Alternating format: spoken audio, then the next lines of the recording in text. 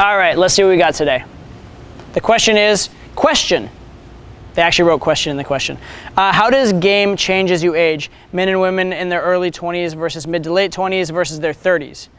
I like how you think that it ends in your 30s, because I'm 36 now and I'll be 40 soon, so I'm glad that I'm almost over the hill. Thank you so much.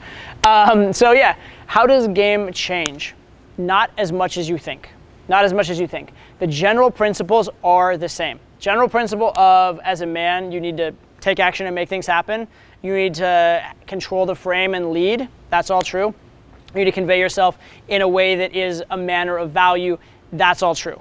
The main thing that changes is what is your narrative of value, and if you're talking to girls of a different age, what is their narrative of value? Okay, so what is value to them? All right, so let me give you an example.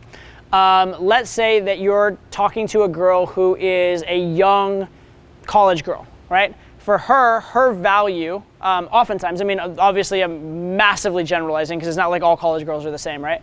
But likely her value may have something to do with her friend group and her peer group, because it's the first time she's ever been away from home.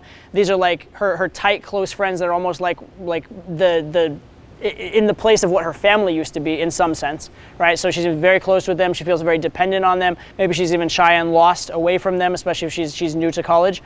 So she's very tight with her social circle, right? So for a girl like that, fitting in with her social circle, fitting in with the way she views the world, fitting in and having her friends like you, those kind of things, being able to befriend her friends and have fun with her friends is going to be very, very important. And that's why if you go to a lot of times college bars, they're very cliquey and the girls may really like you, but if their friends don't like you, you're shit out of luck, etc. On the other hand, take a girl in maybe like her early 30s, late 20s, something like that, who is maybe successful, has her own career, that sort of a thing. Well, this girl's gonna be a lot more independent. This girl's gonna have potentially, she's gonna value her time. She's gonna have a lot less patience for games and bullshit. She's already dated around. She knows kind of how men are and whatnot. She's also probably, again, going back to the young college girl, probably hasn't had as much sex. The girl in her late 20s or into her 30s has probably had some amount of sex, and she's not so much like, oh my God, I'm a virgin, I can't be touched by a man. She's kind of okay with the fact that she's a woman. She's probably okay with the fact that she has sex. She's probably hornier because her biological clock is ticking a little bit.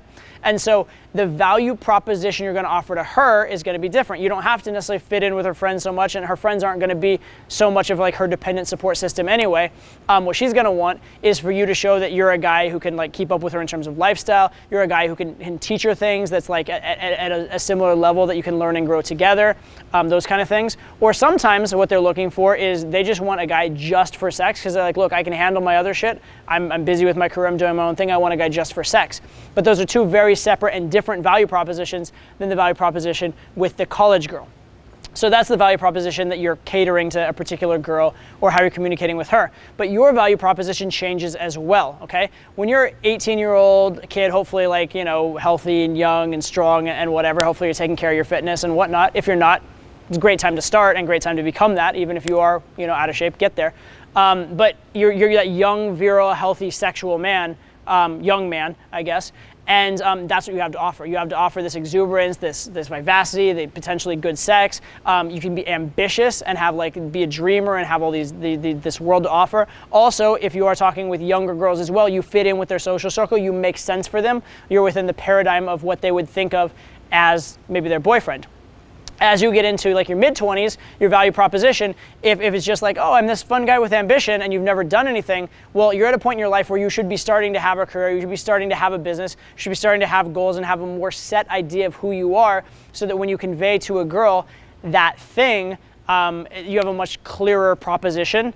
You're leading, your frame is stronger, your knowledge of the world is deeper, etc. And that's only going to increase into your 30s, 40s, etc. Right? You should be having hopefully more material success as you get older, and you should definitely have a lot more wisdom, a lot more life experience, and taking on the role of a father figure in a way.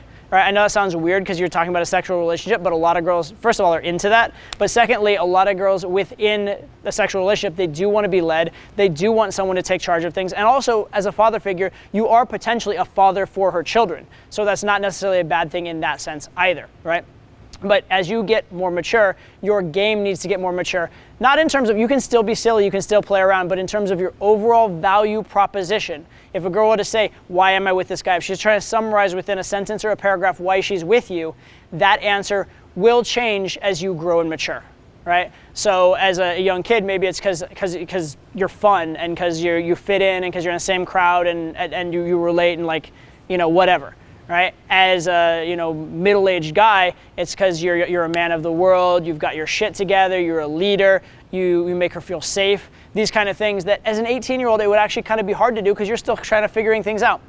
For those of you who are younger, definitely use the positives of that younger narrative, especially the fitting in and like being part of the social circle and same crowd parts with girls of similar age. However, especially with older girls, the more that you can actually become mature or act more mature than your age, you're going to do very much better with that. In general, the narrative of being older, wiser, more successful does tend to trump the narrative of being naive and clueless and whatever. So tend to move towards that narrative even if you are younger, but know that if you are younger, you don't necessarily have to play it quite as strongly as you might at an older age. So I guess, again, what it comes down to is this. Different girls at different points in their life, they're going to be looking for different value propositions. And you as a man at different points in your life are going to be congruent with different value propositions.